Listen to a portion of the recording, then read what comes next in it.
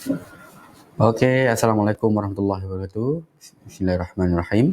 Alhamdulillahirabbil alamin wassalatu wassalamu ala asyrafil anbiya'i wal mursalin wa ala alihi wa sahbihi ajma'in. Alhamdulillah, syukur kepada Allah SWT dapat kita bertemu pada petang ni dalam sesi mengetih petang ataupun sembang santai dalam tajuk dalam siri pertama ini dengan tajuk PKP penuh ataupun total lockdown, apa pandangan dan peranan NGO. InsyaAllah kita bersama teman-teman juga daripada dakwah backpackers, iaitu Ustaz Nasri Cik Un yang juga merupakan aktivis lapangan ataupun aktivis ummah sepenuh masa. Juga panel kedua dan juga Ustaz Nasri juga merupakan penasihat dakwah backpackers di Malaysia. Juga tak dilupakan untuk panel yang kedua, kita bersama dengan Ustaz Azfar Saharudin yang juga merupakan seorang guru dan aktivis masyarakat sepenuh masanya adalah sebagai seorang guru. Baiklah, kami di dakwah backpackers telah ditubuhkan pada tahun 2014 secara rasmi, yang sebelum itu kita bergerak secara bersama-sama dengan rakan-rakan NGO dalam, ataupun kami lebih dikenali sebagai relawan Kuala Lumpur dulu, dengan pelbagai aktiviti yang kita jalankan, antaranya membantu gelandangan, fakir miskin, orang asli, pelarian, mu'alaf dan sebagainya. Baiklah, sebagai permulaan kita minta pengenalan ataupun kepada panel kita, Ustaz Nasri, macam mana boleh perkenalkan diri ataupun cerita sikit pandangan tentang AP yang kita lalui ini. Ustaz, boleh silakan. Assalamualaikum warahmatullahi wabarakatuh. Terima kasih kepada semua, Sumu'in, Ustaz Asfar dan semua rakan-rakan yang ada pada hari ini lah. Saya Nasri akan cuba berkongsi pengalaman di lapangan bersama dengan dakwah backpackers Malaysia bersama rakan-rakan sebelum kita ada tunjukkan PKP penuh ni. InsyaAllah kita akan cuba berkongsi pengalaman bersama, insyaAllah.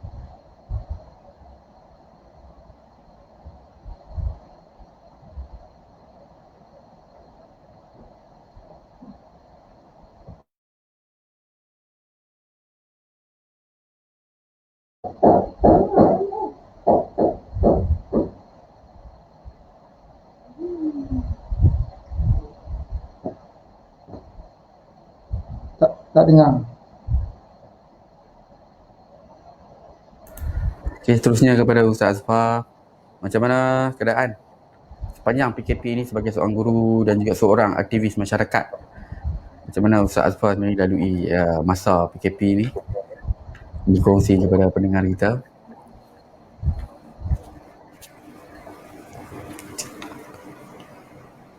Mute. Mute. Tak dengar. Okay, bismillahirrahmanirrahim. Assalamualaikum warahmatullahi wabarakatuh. Macam diterangkan tadi, saya Asfar, bertugas sebagai guru kafar sepenuh masa dan juga merupakan setiausaha DBM ni. Jadi kedua-duanya masa PKP ni sebenarnya masa berjalan tugas saya. Yang masa hari tu masa digunakan ke sekolah, saya ke sekolah. Jadi bila tak dapat pergi sekolah ni, macam itulah kita atur pengajaran di rumah pula. Ya, agak sedikit mencabar lah sepanjang PKP ni dengan melakukan tugasan-tugasan daripada rumah. Bagaimanapun dengan waktu PKP ni ada lagi masa terluang yang boleh saya gunakan untuk melakukan kerja-kerja berkaitan dengan badan kerajaan lah ataupun NGO lah, seperti tugas-tugas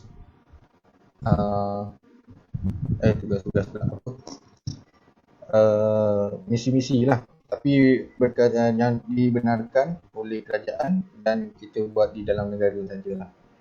Jadi itulah rasanya sebab sedikit lah tugas saya sebanyak PKP ini.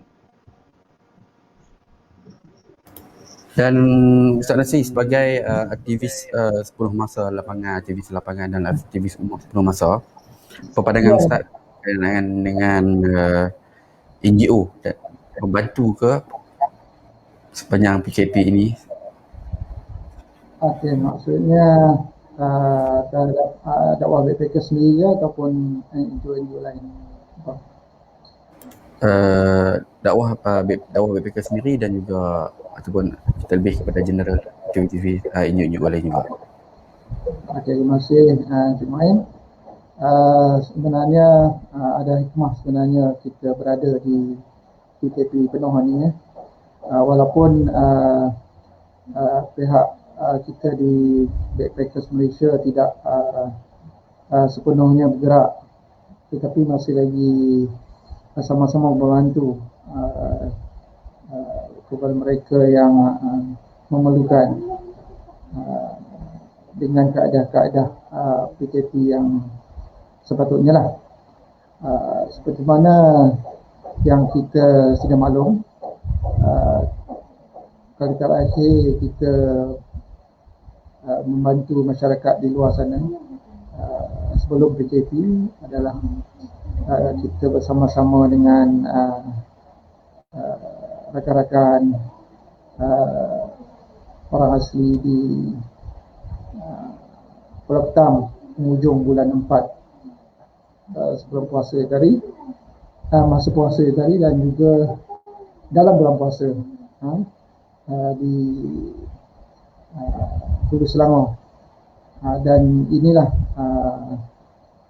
aktiviti dakwah Backpackers Malaysia yang kita sama-sama dapat membantu mereka yang memerlukan.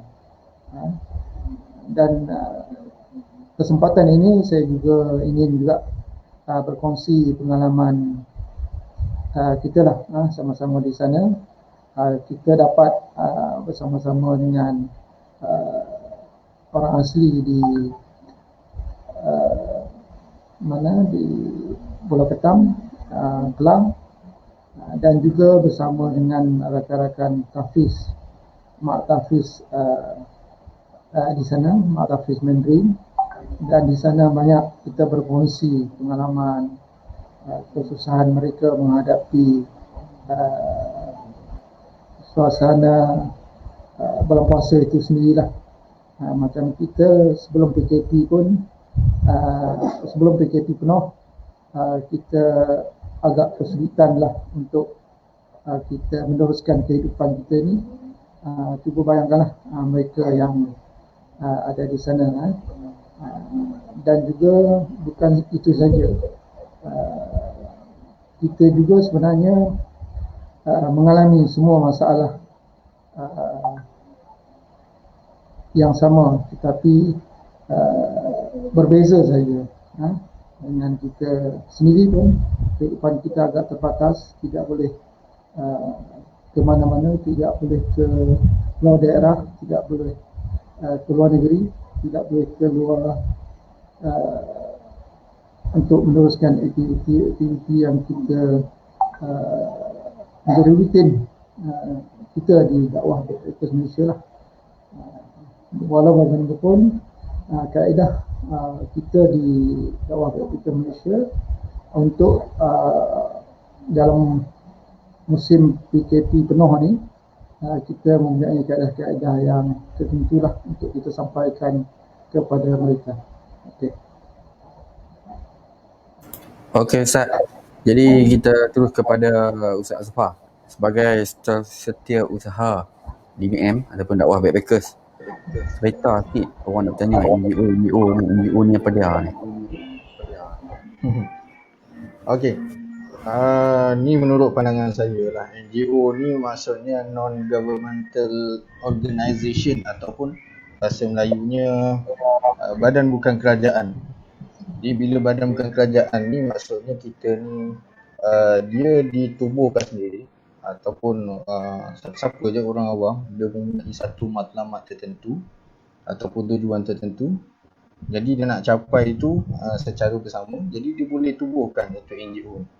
Dan kalau dia nak menjadikan NGO tu valid untuk beroperasi di dalam Malaysia ni secara besar-besaran contohnya, eloklah didaftarkan lah. Jadi maksudnya NGO ni turut ada pemantauan daripada kerajaan lah. Jadi NGO ni dia merupakan satu badan yang kita cakap dia ni adalah pihak ketiga dalam kerajaan lah.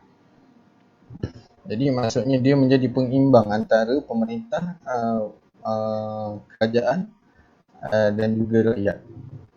Jadi bila adanya NGO, maka dia secara tak langsung dapat membantu apa misi-misi kerajaan dalam melaksanakan kebajikan kepada masyarakat lah. Contohnya kalau kita tengok biasa NGO yang agak popular lah, macam Pertubuhan Kasih Umat tu kan. Kejap kita tengok dia bagi bantuan sana sini. Dia merupakan boleh kata salah satu tangan lah kepada kerajaan untuk capai kepada golongan sasar yang mungkin tidak dapat dicapai melalui sistem kerajaan. Macam tu. Sebagai contoh, kalau kita tengok dalam bantuan prihatin rakyat ataupun bantuan prihatin nasional kan. Dulu dipanggil BRIM, lepas tu BSH, sekarang ni BPN.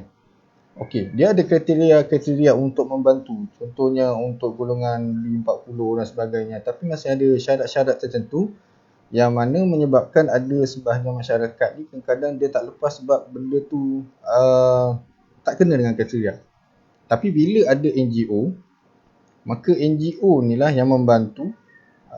Disebabkan NGO ni adalah sifat dia lebih fleksibel. Dia boleh bagi bantuan kepada sesiapa sahaja yang dirasakan perlu, tanpa perlu kepada satu prosedur. Jadi dia secara tidak langsung membantu kerajaan untuk membantu masyarakat Malaysia yang mungkin satu dua masyarakat yang mungkin tidak menepati ataupun tidak termasuk dalam golongan yang layak diberi bantuan. Itu satulah. Jadi NGO ni juga dia bukan sekadar bagi bantuan. NGO ni dia macam-macam. Dia ada solidariti. Dia macam ada juga NGO yang buat kempen untuk kesedaran masyarakat. Contohnya kempen alam sekitar ke, kempen sayang haiwan ke. Jadi dan juga mungkin dalam waktu-waktu yang kritikal, sebagai contoh sekiranya sesuatu kerajaan itu dia mungkin terlepas pandang sesuatu perkara. Jadi ada NGO yang prihatin ni, dia boleh mendesak kerajaan untuk melaksanakan sesuatu perkara yang mendatangkan kebaikan kepada masyarakat. Jadi itulah fungsi NGO ni. Seperti saya kata, dia pihak ketiga yang cuba menstabilkan dari sudut pentadbiran, dari sudut bantuan, kebajikan, prasarana dan sebagainya. Dia sama juga kalau macam dalam parlimen, tidak boleh hanya ada pihak kerajaan saja, mesti ada pembangkang. Macam tu juga dalam konsep pentadbiran negara ni, ataupun memberi kemudahan ataupun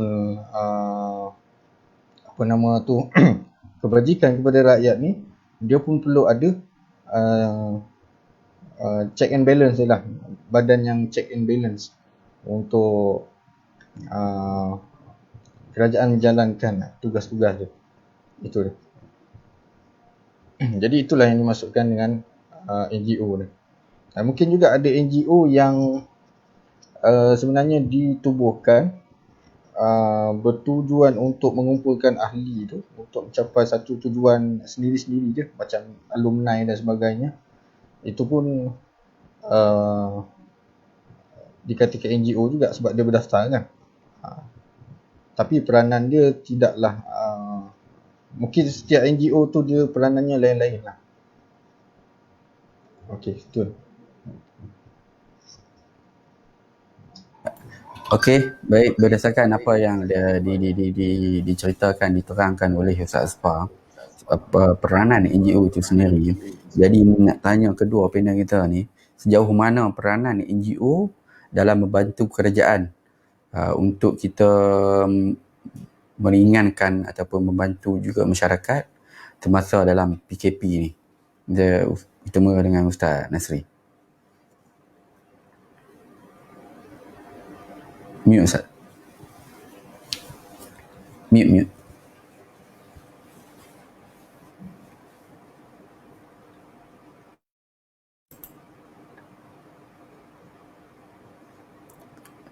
Ustaz buka tak dengar. Mute lah. Okey. Okey. Okey dengar. Okey, peranan NGO ni untuk membantu pihak kerajaan terutama dalam PKP penuh ni. Seperti mana kita maklum bahawa NGO ni dia memang tak ada peruntukan khas bagi dia lah. Dia kena mencari lah mana-mana dana. Dan jika pihak kerajaan ada sedikit semangat untuk NGO itu membantu masyarakat di luar sana, InsyaAllah kita sama-sama akan cuba membantulah. Kaedah mana yang pihak NGO dapat membantu adalah kita turun di lapangan lah. Turun di lapangan lah. Itu yang pandangan saya, bahawa setiap apa yang kita boleh membantu pihak kerajaan ni, kita juga bekerjasama dengan NGO lain, rakan-rakan kita yang lain di lapangan, dan juga pihak contohnya pihak ahli kuasa masjid, pihak persatuan penduduk dan sebagainya.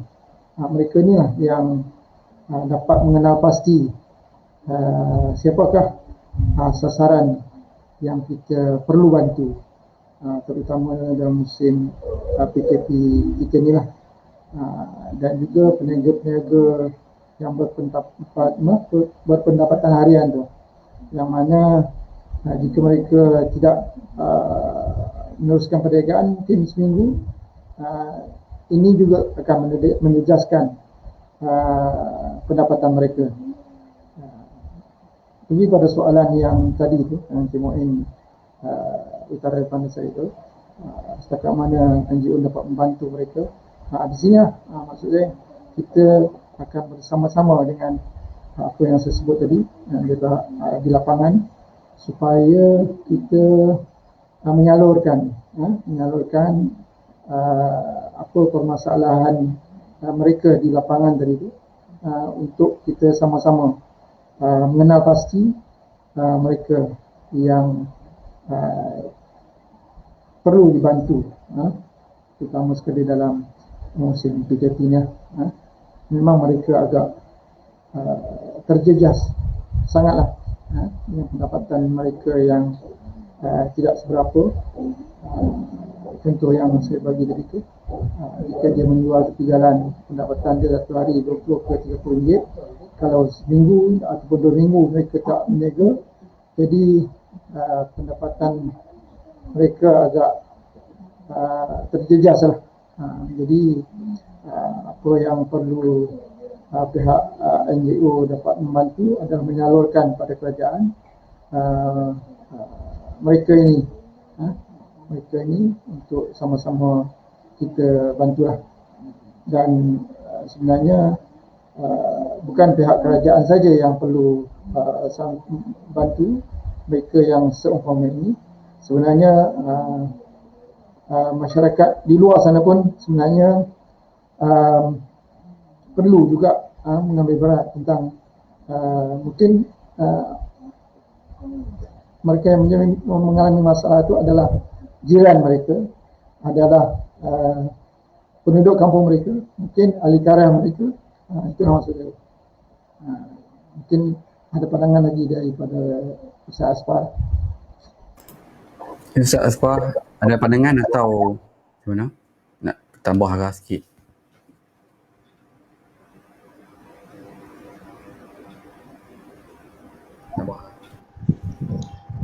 Pandangan NGO, peranan NGO semasa dalam PKP ni agak penting lah. Macam saya cakap tadi, mungkin ada bantuan daripada kerajaan, tapi dia tidak fleksibel. Mungkin ada yang dia betul susah, tetapi dia tidak berkelayakan untuk mendapat skim-skim bantuan daripada kerajaan, ataupun mungkin dia susah tetapi dia terlepas daripada kategori asnaf yang melayakkan dia untuk mendapat zakat. Jadi inilah fungsi NGO ni. Okey, jadi kita terus pergi kepada pergi kepada golongan sasar ni, kita terus bantu bergantung kepada tahap kesusahan dia, apa dia masalah yang boleh kita bantu untuk selesaikan. Okey, jadi sifat NGO ni dia lebih fleksibel lah. Mungkin dia tak perlulah macam kalau dekat kerajaan tu bantuan prihatin nasional tu ataupun pusat zakat, mungkin dia perlu memohon dulu untuk tunggu kelulusan dulu baru dapat. Okey, kalau macam NGO ni kita fleksibel, apa yang kita ada itu yang kita boleh bantu terus kepada golongan sasar. Jadi itulah fungsinya, amat penting sebagai sebuah NGO ni untuk membantu kerajaan dalam menangani isu-isu yang berlaku sepanjang PKP ni lah. Kalau dari segi bantuan yang susah lah juga. Ataupun NGO ni juga ada juga yang support agensi-agensi kerajaan yang menjalankan tugas frontliner kan. Macam kita tengok sebelum ni ada NGO yang membekalkan PKP 1.0 dulu, NGO yang membekalkan PPE kepada frontliner. Masa tu kita baru sahaja berlaku, jadi mungkin belum ada persediaan yang cukup. Jadi NGO ni lah yang sama-sama membantu cari jalan lah masalah yang tiba-tiba berlaku yang tak sempat ditangani oleh kerajaan. Di situlah peranan NGO bermula. Itu waktu PKP ni lah. Okey. Terima kasih. Di situlah pandangan saya lah. Okey, terima kasih kepada Ustaz Asfar dan Ustaz Nasri atas pandangan berkenaan dengan daripada pihak moderator sendiri kan. Okey, baik. Terima kasih atas sedikit pandangan berkenaan dengan adakah NGO ini membantu kerajaan. Jadi ada juga suara-suara kat luar sana, dia kata NGO ni mengganggu kerja-kerja JKM, kerja-kerja zakat. Betul ke macam mana? Apa pandangan ahli panel kita? Pada pandangan saya sebenarnya NGO tidak mengganggu kerajaan. Itu kan. Sebenarnya kita membantu, seperti yang juga saya sokonglah seperti mana Ustaz Asfar kata tadi tu, kita semua membantu, bukan mengganggu. Contohnya misalan untuk perincian yang Ustaz Asfar bagi tadi tu, contohnya di institusi zakat, contohnya dia tidak mendapati kriteria sebagai seorang asnaf, jadi dia tidak layak untuk menerima peruntukan asnaf daripada institusi zakat. Sebagai contoh maka peranan NGO membawa mereka ni, pihak NGO membantu dulu apa yang ada peruntukan daripada NGO itu sendiri dan membawa ke institusi lain. Contohnya paling mudah mungkin kalau tidak tersenarai di institusi zakat, dia boleh pihak NGO bawa kepada Jabatan Kebajikan Masyarakat contohnya. Maksudnya pihak kami di NGO dah bantulah tadi dengan seberapa segera yang mungkin contoh, dan untuk seterusnya jangka masa panjang kita bawa lagi cadangan untuk kes-kes yang perlu dibantu ni contohnya kepada Jabatan Kebajikan Masyarakat. Jadi dengan secara tak langsung pihak yang perlu dibantu tu mendapat bantuan bersesuaian apa yang perlu dibantu lah oleh dia. Dan juga kami di pihak NGO juga boleh mencadangkan kepada untuk perkumpulan CSR daripada syarikat-syarikat yang luar sana yang dapat mengeluarkan sedikit sumbangan kepada mereka ni lah yang mungkin menjadi masalah bagi mereka untuk perlu dibantu. Itu sebagai contoh lah. Untuk contoh yang saya buat tadi sebenarnya kita di NGO tidak mengganggu di pihak kerajaan sendiri. Itulah pandangan saya lah. Maksudnya sebagai NGO, kalau ada kita jumpa satu tempat ataupun tempat fakir miskin tu, jika lebih baiknya maklumat-maklumat tu kita berhubung juga dengan pihak zakat ataupun JKM untuk Ustaz Azfar kalau ada tambah.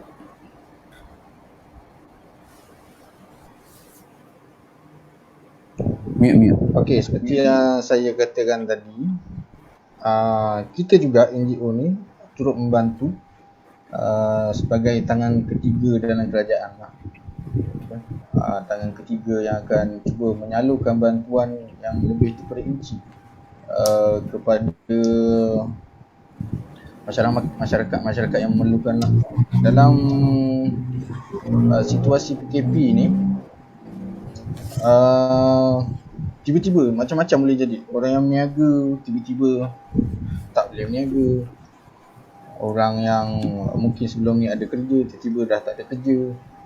Jadi untuk bergerak dengan lebih cepat ataupun lebih tepat pada golongan sasaran, selain daripada skim-skim yang disediakan oleh kerajaan, inilah tugas NGO. Kita perlu mencari lagi golongan sasar yang lebih tepat, maksudnya ataupun yang lebih terperinci. Siapa yang diperlukan?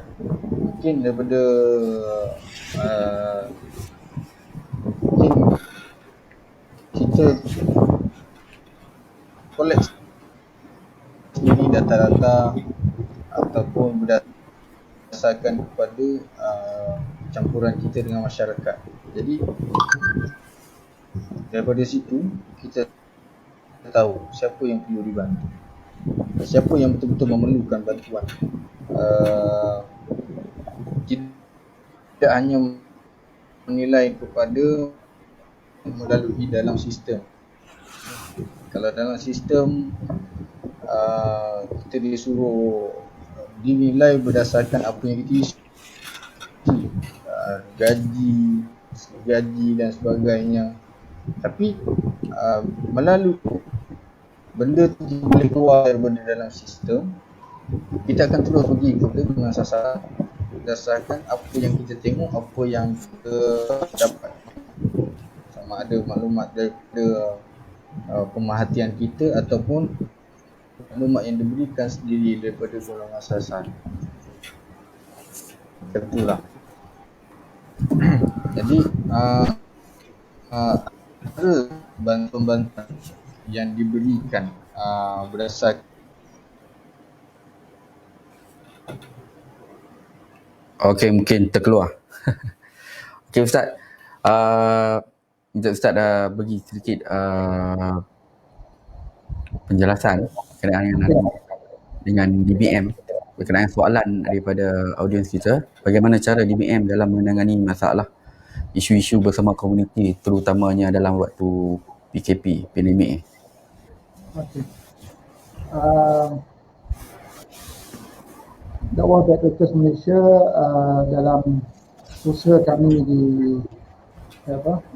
yang boleh kita bantu, seperti mana soalan yang pihak rakan kita utarakan, saya boleh baca sikit daripada soalannya, boleh berkongsi bagaimana cara DKM menangani masalah atau isu bersama komuniti terutamanya di dalam waktu PKP ini. Okey. DBM sebenarnya akan cuba membantu pihak mereka yang memerlukan, iaitu masyarakat yang mempunyai masalah mungkin kesepitan hidup ataupun seumpamanya. Kita akan bersama-sama pihak komuniti untuk membantu dia. Yang pertamanya pihak kami akan cuba mengumpulkan data-data daripada komuniti, bagaimana mengenal pasti dulu bagaimana permasalahan yang mereka hadapi, dan bila sudah dikenal pasti, pihak BDM akan cuba perincikanlah apa permasalahan apa yang mereka hadapi, dan kami akan cuba salurkanlah. Kalau dalam musim PKP penuh ni kita agak terbatas untuk kita bertemu empat mata dengan mereka, dan pihak DBM sebenarnya dalam PKP ini akan cuba menyalurkan bersama rakan-rakan kita yang ada di lokasi ataupun di komuniti yang berkaitan berkenaan dah. Dan di situ insyaAllah sedikit peruntukan daripada DBM yang ada kami kumpulkan akan cuba kami salurkan kepada mereka insyaAllah. Dan pihak luar sana jangan risau bahawa masalah apa pun walaupun PKP menghadapi masalah PKPD contohnya, masalah yang lebih dekat lagi, yang diperkatakan tu, insyaAllah segala permasalahan mereka di luar sana akan cuba kita salurkan dengan kaedah-kaedah yang bersesuaian lah. Itu yang saya maklumkan tadi lah, bagaimana kita akan cuba menyalurkan bantuan dengan kaedah-kaedah yang perlu kita salurkan. Itulah yang boleh saya menjawab soalan tadi. Mungkin Ustaz Asma nak. Ustaz Asma boleh menjawab soalan daripada Muhammad Syahmi Fitri Yaakob, bagaimana DBM beroperasi dalam masyarakat waktu PKP 3.0 atau off mode dahulu buat masalah ni. Okey. Macam mana kami fungsi dalam waktu PKP ni? Seperti yang Ustaz Nasri katakan tadi, kita cuba kumpulkan data dulu dan kita pastikan apa yang kita buat ni tidak melangkaui undang-undang yang disediakan ataupun telah pun digubal oleh kerajaan. Kalau kata boleh keluar, kita boleh keluar. Kalau tak boleh, kita hold dulu. Tapi macam mana pun kita target dulu tempat-tempat yang kita kenal pasti. Memang perlukan kepada pertolongan NGO. Jadi bila kita dah kenal pasti, bila kata NGO dibenarkan beroperasi, kita terus pergilah dan kita berdasarkan data-data yang di-collect kan, berapa ramai yang perlukan bantuan, apa yang diperlukan. Kebanyakannya bermula dengan mesyuarat dululah. Apa yang kita mesyuarat berapa kali dah sebenarnya, mesyuarat secara maya je, online meeting. Kemudian kita kalau nak buat sendiri 100% memang sebenarnya kita banyak halangan lah dalam waktu PKP ni. Jadi kita cuba berkolaborasi dengan beberapa NGO lain juga. Kita tengok strength orang daripada sebelah mana. Mungkin ada yang kekuatannya dari segi media, ada kekuatan dia memang dari segi menyediakan barang-barang keperluan melalui saluran dana. Jadi kita kumpulkan kekuatan antara NGO ni, kita bergerak pada masa yang sesuai. Jadi pada waktu yang dibenarkan untuk berjalan, untuk bergerak keluar daripada rumah, waktu tu kita lakukan. Dalam masa yang sama kita tetap berjaga-jagalah, masih lagi mematuhi undang-undang yang telah pun dibuat oleh kerajaan. InsyaAllah dengan tujuan yang baik sebenarnya, kerajaan sendiri pun dia faham NGO pada waktu ni sangat penting untuk beroperasi dan mereka tidak ada halangan untuk membenarkan kita melakukan kerja-kerja kebajikan sepanjang musim PKP ni.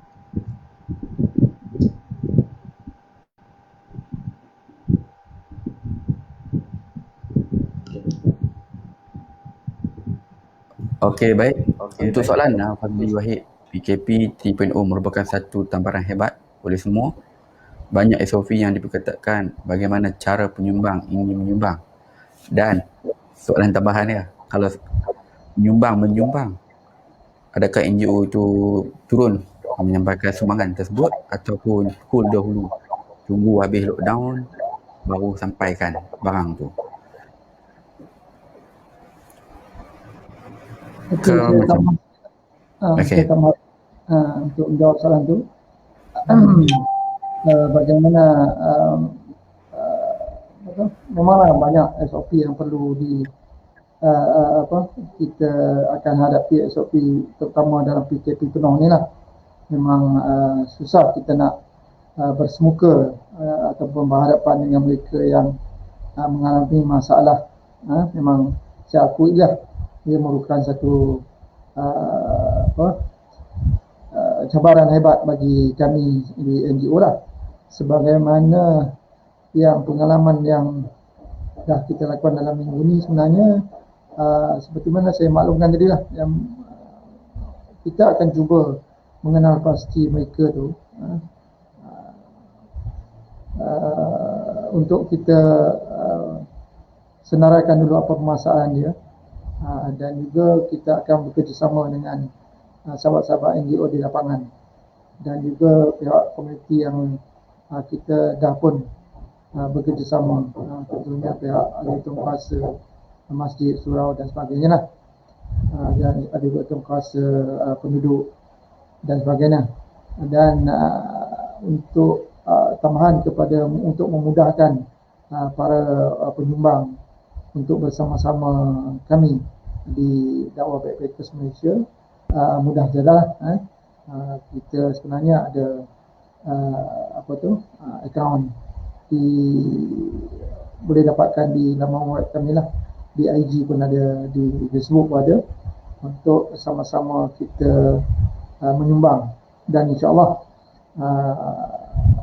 segala sumbangan daripada semua penyumbang-penyumbang di luar sana insyaAllah akan sampai kepada mereka yang mengalami masalah, terutama yang kita bersama-sama hadapi dalam PKP penuh ni insyaAllah.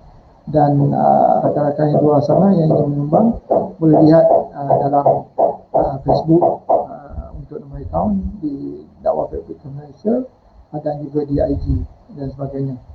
Dan untuk tambahan, kita sebenarnya macam di mula tadilah, kami di NGO sebenarnya tidak mempunyai dana khas untuk kami menyalurkan sumbangan kepada mereka yang berkelayakan. Dengan usaha-usaha ini kita di NGO terutama di Dakwah Backpackers Malaysia perlu mengumpulkan dana-dana daripada pihak penyumbang. Contohnya yang kita akan kumpulkan, sebagai contoh lain, untuk korban pada bulan 7 ni, penghujung bulan 7, kita kena kumpulkan dari sekarang, dan insyaAllah lah semua penyumbang di luar sana yang melihat live ini boleh lihat kepada Facebook kami lah, dan juga IG untuk mendapatkan nombor akaun dan salurkan sekadar mampulah untuk kita sama-sama berkorban kepada mereka yang berkelayakan. Seperti mana pada tahun ini kita akan cuba juga akan uh, mengusulkan program-program korban tu di dalam negara, di Malaysia, di luar negara, ASEAN lah tumpuan kami, di Thailand, di Laos, dan insyaAllah juga akan sama-sama kita kongsi korban kita tu dengan masyarakat Gaza, insyaAllah di Palestin. Mungkin ada tambahan lagi pada Ustaz Asfar? Ustaz Asfar kalau ada nak tambah, silakan. Okey, macam Ustaz Nasir cakap tadi lah, ya, sebenarnya nak menyumbang pada waktu sekarang ni tidaklah susah macam dulu lah. Kalau dulu memang kebanyakan transaksi itu kita guna cash di tangan. Kalau ada pun nak pakai bank pun kita kena pergi bank, kena bank in. Jadi zaman sekarang ni senang je, kita buka handphone, kita tinggal transfer je. Yang itu lebih memudahkan dan juga lebih selamat lah, memandangkan dalam PKP ni. Mungkin kalau sentuhan tangan kita, duit tu bertukar tangan pun akan menyebabkan berlakunya jangkitan. Jadi macam-macam cara sebenarnya untuk menyumbang. Selain daripada menyumbangkan wang ringgit, boleh juga kalau nak menyumbangkan barang-barang bantuan ataupun keperluan lah. Selalunya biasanya barang-barang yang kita dapat adalah barang-barang asasi untuk makanan-makanan mentah lah. Dan juga kalau yang kita nak sumbangkan tu mungkin mangsa-mangsa tragedi seperti rumah terbakar ke ataupun mangsa banjir ke, boleh juga kadang-kadang kita sumbangkan pakaian. Tapi tak digalakkanlah untuk menyumbang terlampau banyak pakaian ni, sebab pakaian ni dia kadang-kadang menyebabkan lambatkan lah bila kita buka open untuk menyumbang pakaian, semua orang menyumbang pakaian. Jadi berlaku lambatkan. Jadi kita prefer untuk menyumbang dari segi wang ringgit ataupun makanan lah. Yang itu insya-Allah benda tu lebih berguna kepada golongan sasar. Okey. Berkenaan dengan wang sumbangan tu, apa yang sampai kepada DVM sebelum-sebelum ni, insya-Allah 100% kita akan keluarkan, kita akan sampaikan kepada golongan sasar lah, sama ada kita sampaikan dari segi wang ringgit ataupun kita sampaikan dalam bentuk barangan. Bergantung kepada apa yang diperlukan oleh golongan sasar. Mungkin ada yang sebelum ni sumbangan kepada pembangunan masjid ataupun pembangunan surau. Yang itu memang kita tak boleh lah nak menyumbang dari segi barangan mentah ke ataupun kayu ke batu-bata ke. Jadi kita bagi duit. Dan biasanya untuk perseorangan adalah kita bagi duit poket dan juga dalam bentuk makanan asas lah. Yang itu lebih bersesuaian untuk diberikan kepada golongan sasar. Jadi insya-Allah jangan risau untuk menyumbang mana-mana saja. Bila kita ni sebagai satu NGO yang berdaftar dengan pendaftar pertubuhan Malaysia, insya-Allah dana yang kita dapat tu akan 100% kita akan pulangkan balik kepada golongan yang memerlukan.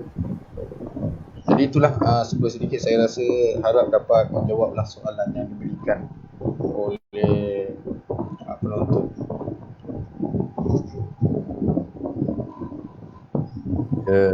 Berkenaan dengan dakwah backpackers, soalan saya terakhir ataupun sebelum kita tamatkan, sebelum kita masuk ke nak tahu, kita nak sembang sedikit berkenaan dengan backpackers itu sendiri.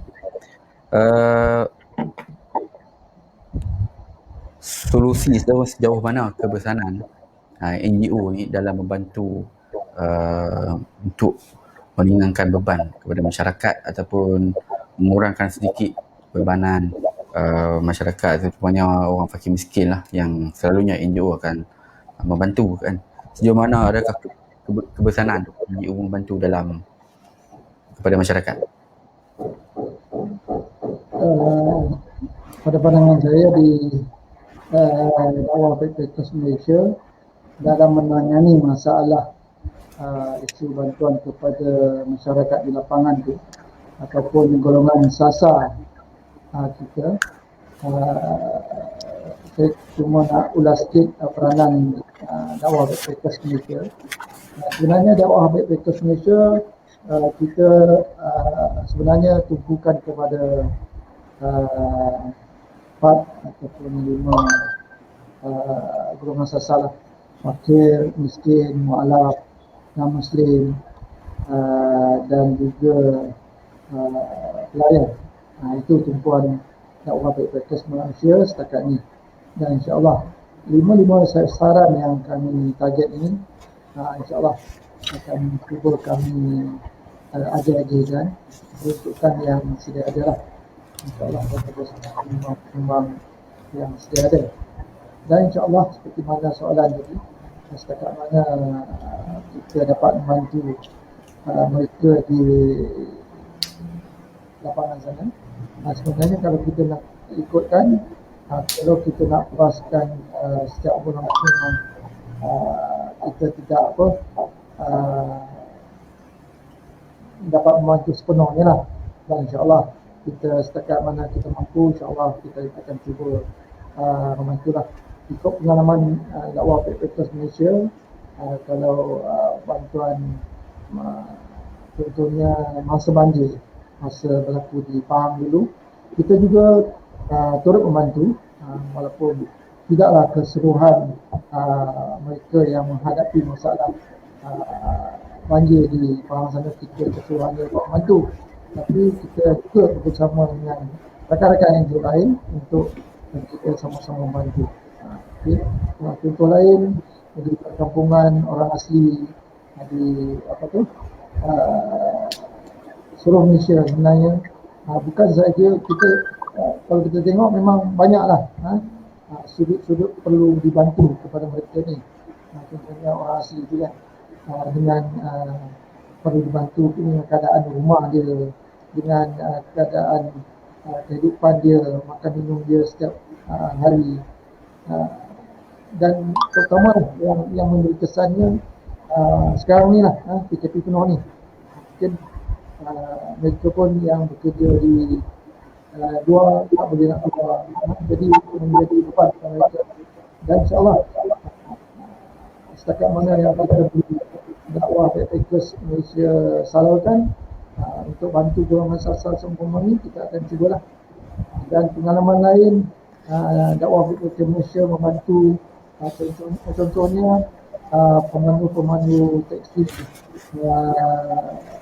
airport contohnya, seperti mana kita maklum airport tak banyak beroperasi, jadi secara tak langsung pemandu teksi ini dia agak terkesanlah dengan penumpang-penumpang yang mereka sebelum ini bawa, jadi tidak kekurangan, dan ada juga bagian yang tak ada langsung. Ini memberi kesan kepada pendapatan mereka. Jadi pengalaman dakwah Backpackers Malaysia membantu mereka sebelum ini, walaupun macam saya kata tadi, tak 100%, sekurang-kurangnya dapat meringankan masalah mereka. Masa sebelum ini kita bantu untuk top up kepada iuran persekolahan, contohnya kepada anak-anak mereka, anak-anak pemandu teksi airport tu, dan juga pakaian, menyalurkan sedikit sumbangan pakaian kepada mereka dengan kaedah-kaedah yang kita kena pastilah untuk memudahkan menyalurkan skim bantuan itu, insyaAllah. Dan tentunya untuk inilah seperti yang saya maklumkan tadi, sebenarnya kita sama-sama juga ingin membantu mereka yang di lapangan sana yang menghadapi masalah kesusahan. Cuma dakwah Backpackers sendiri tak pernah mengakui kita tidak boleh membantu sepenuhnya. Kita memang tidak mampu membantu sepenuhnya. Sekurang-kurangnya kita dapat mengurangkan masalah yang mereka menghadapi kesusahan itu yang sedia ada lah, terutama kita yang hadapi sekarang dalam masa 2 minggu ni lah, dalam masa PKP penuh ni. Itulah sedikit apa tu, pandangan daripada dakwah PKP Malaysia lah, bagaimana kita Tambahan sikit Ustaz Nasri, tambahan Ya. sikit. Apa barang bantuan apa yang sangat-sangat diperlukan oleh masyarakat di luar sana ketika PKP ni? Okey. Sekarang ni kalau kita tengok memang kita kena pasti adalah masalah makan harian lah. Sebab kita tak boleh keluar kan. Tak boleh keluar, bila duduk dalam rumah je biasalah. Kita pun sedia maklum. Bila di dalam rumah anak ramai, tak boleh pergi ke mana. Kita memerlukan makanan minum lah. Dan cadangan saya kalau ada perkhidmatan sana untuk membantu mereka di lapangan, bolehlah berkongsi sumbangan tuan-tuan dan perempuan bersama kami untuk yang saya agak mereka hadapi yang agak kritikal, agak makan harian. Mungkin kita juga akan usahakan untuk bagi makanan asasi dah, seperti beras, gula, tepung, biskut. Itu untuk memang makanan seumpama itu agak diperlukan buat masa sekarang. Baik, Ustaz Azwar. Kalau ada orang nak menyumbang, okey. Dari segi contohnya, ada penyumbang nak menyumbang barangan pakaian, barangan asas, di mana lokasi yang boleh dihantar ataupun macam mana nak berhubung dengan dakwah PKP. Macam mana nak berhubung dengan dakwah PKP.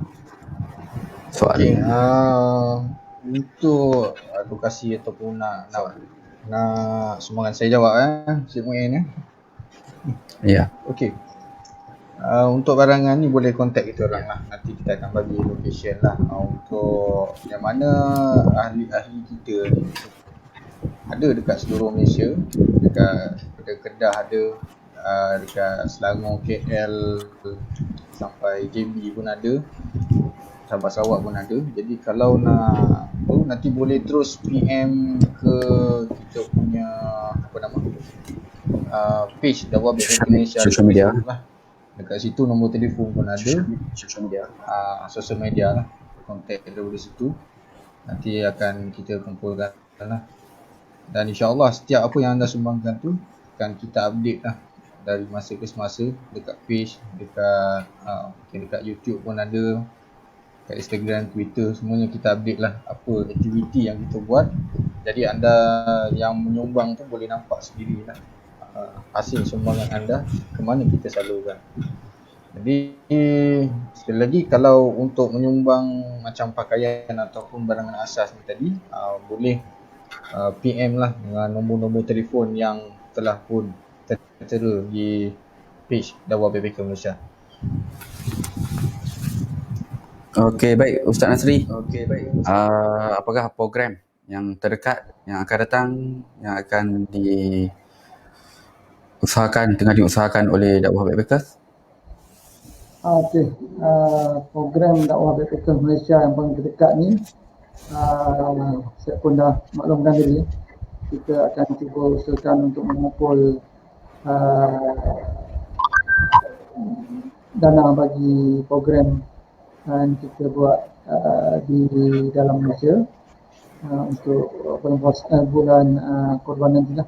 InsyaAllah dalam penghujung bulan 7 nanti kita di Dakwah Backpackers Malaysia akan tumpukan di dalam Malaysia, juga di sekitar ASEAN, di mana sebenarnya untuk makluman tuan-tuan dan puan, sebenarnya di ASEAN ni, di Laos, di Thailand, kita sebenarnya dah ada rakan-rakan BBM di sana untuk sama-sama membantu kita lah dalam mengusahakan korban di sana, insyaAllah. Dan juga kita akan juga salurkan bantuan untuk program korban kita ni di Gaza, Palestin. Dan insyaAllah di sana juga tuan-tuan dan puan tak berbesar. Sekarang ni penyumbang agak besar sama ada semangat untuk korban itu sampai atau tidak di sana. Dan di sini saya sendiri dapat permasalahan kepada rakan-rakan saya. Kita sebenarnya bersama rakan kita di Gaza, Palestin, untuk kita menyalurkan korban kita di sana, insyaAllah. Itulah program dakwah Bapak Malaysia yang dekat untuk mengumpulkan dana bagi program korban. Mungkin Ustaz Asfar ada nak tambah sikit berkenaan dengan dakwah backpackers ni. Mungkin ada yang masih belum kenal dengan aktiviti-aktiviti yang dilakukan oleh dakwah backpackers. Dakwah backpackers ni buat kerja di mana saja, di mana kat mana tempat operasi. Silakan.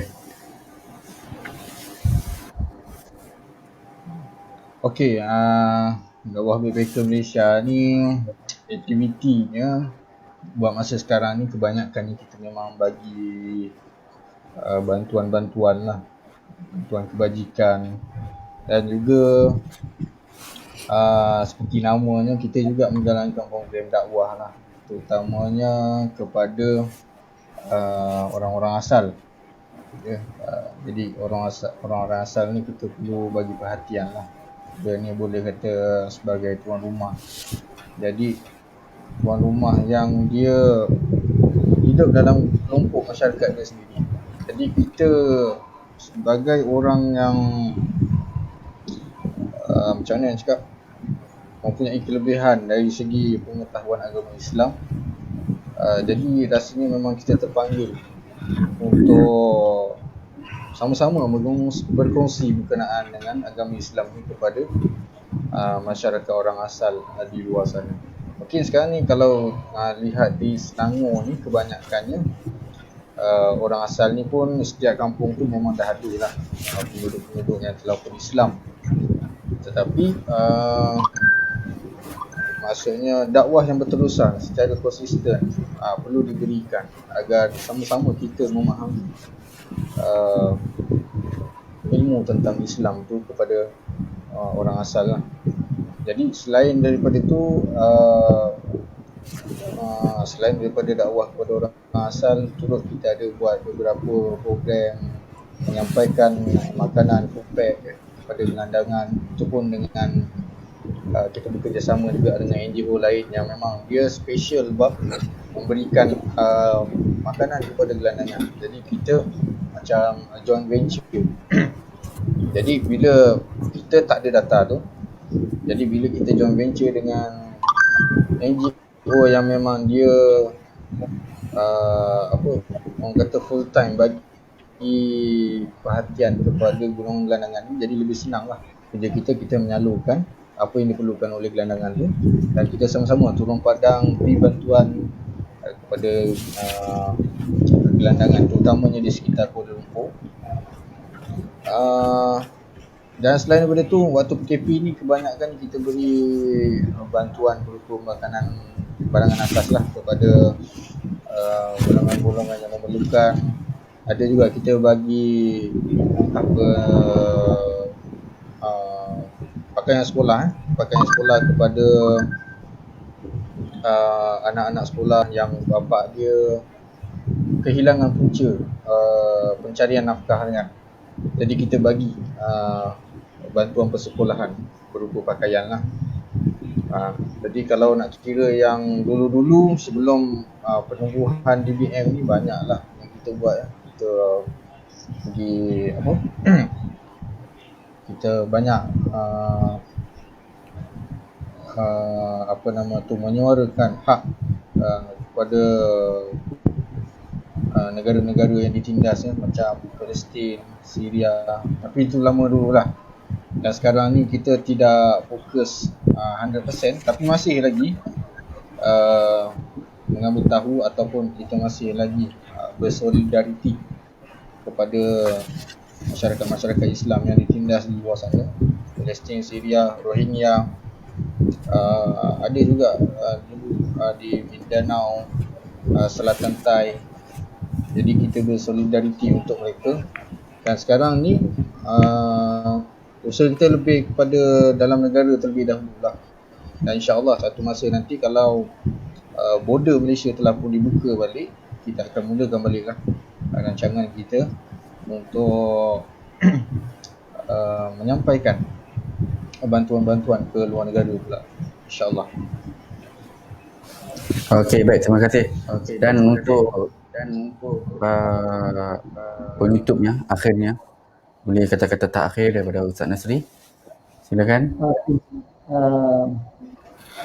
Saya menyerulah kepada pihak rakan-rakan tuan-tuan dan perempuan di luar sana,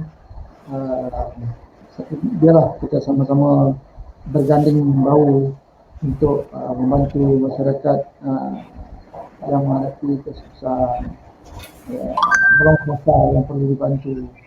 InsyaAllah boleh kita sama-sama membantu mereka, dan insyaAllah dalam request mereka mengadakan tangan untuk sama-sama kita membantu mereka ni. Dan sendiri lagi supaya bersama-sama kami di dakwah baik request Malaysia untuk sama-sama kita merasai kesusahan dengan rakan-rakan kita di luar sana, terutama sekali pada masa PKP penuh ni. Ada juga rakan-rakan di luar sana yang PKPD, itu juga permasalahan agak berat lah untuk kita. Dan insyaAllah dengan adanya tuan-tuan dan perempuan di luar sana dapat bersama-sama kami dalam usaha kita sama-sama membantu mereka, insyaAllah. Dan untuk tambahan, dakwah PKP Malaysia sebenarnya beroperasi di seluruh Malaysia lah. Ada wakil kami di Kedah, di bahagian utara Malaysia. Wakil kami Cuma sendiri lah. Di Johor sana ada cawangan kami, Sabah, di Sarawak, dan insyaAllah kami akan sama-sama bersama tuan-tuan dan perempuan untuk membantu mereka yang memerlukan. Dan tuan-tuan dan perempuan boleh melayarilah FB kami untuk mendapatkan maklumat dan perkembangan semasa apa bantuan-bantuan aktiviti kami yang telah buat, insyaAllah. Dan boleh dapatkan semua kontak cawangan-cawangan kami yang ada di FB itu, insyaAllah. Kami akan cubalah bersama dengan tuan-tuan. Okey, itu je. Okey, Ustaz Asfah, kata-kata akhir sebelum kita tutup live kita pada hari ini. Silakan. Kata-kata akhir saya, ya, walaupun nama dia macam ngetih petang, tapi sampai sekarang tak dapat tih lagi. Okey, tak ada apalah, semua saya harapkan masyarakat di luar sana, ya, walaupun kita mungkin tidak menyertai mana-mana NGO, tapi teruskan ada semangat untuk menyumbang kepada masyarakat. Bukan sahaja menyumbang dari segi harta benda, mungkin boleh menyumbangkan dari segi tenaga ataupun idea yang baru, yang lebih bernas, ya, untuk kita sampaikan apa yang diperlukan oleh masyarakat. Jadi sebab sebenarnya kita ni dia tidak semestinya bergantung kepada NGO saja. Sebab NGO banyak, kita boleh pilih yang mana NGO mana satu kita nak pilih. Tetapi adakah kita sendiri sebagai individu telah pun menyumbang kepada masyarakat untuk membangunkan masyarakat yang sekarang ni boleh kata agak tenat, ya. Lagi-lagi dengan munculnya wabak COVID-19 ni menyebabkan masyarakat kita makin sukar untuk meneruskan hidup. Jadi sama-sama lah, sama ada kita berada di dalam NGO ataupun kita ni sebagai individu biasa, teruskan untuk menyumbang kepada masyarakat dengan apa kemampuan ataupun kepakaran yang kita ada. Itu sajalah rasanya daripada saya. Saya pulangkan kepada moderator balik. Okey, baik. Terima kasih. Terima kasih ucapkan kepada Ustaz Nasri dan juga Ustaz Azfar atas perkongsian kita petang ini berkaitan dengan PKP penuh pandangan dan peranan NGO dalam membantu masyarakat khususnya ketika pandemik COVID-19 ini. Dan tuan-tuan dan puan, dakwah PPK akan terus bekerja, terus membantu masyarakat dalam pelbagai cara. InsyaAllah jika tuan-tuan dan puan ada idea ataupun ada saranan yang boleh tunjukkan kepada kami, boleh terus ke Facebook kami Dakwah Backpackers Malaysia, boleh PM di situ ataupun boleh dapatkan nombor-nombor kontak di Facebook kami ataupun di laman sosial kami, insyaAllah ada di sana. Dan juga boleh juga turut menyumbang kepada kami untuk terus menjalankan kerja-kerja dakwah, kerja-kerja membantu masyarakat. Dengan semangat itu, moga-moga Allah terima amalan baik kita dan diterima ganjaran yang baik, yang banyak di sisi Allah Subhanahu Wa Taala. Dan terima kasih kepada semua yang turut setia bersama kami di live Facebook Dakwah Backpackers Malaysia. InsyaAllah kita akan berjumpa lagi di lain waktu, di lain masa. Dan saya tangguhkan pertemuan kita pada petang ini dengan ucapan Assalamualaikum warahmatullahi wabarakatuh. Terima kasih. Assalamualaikum.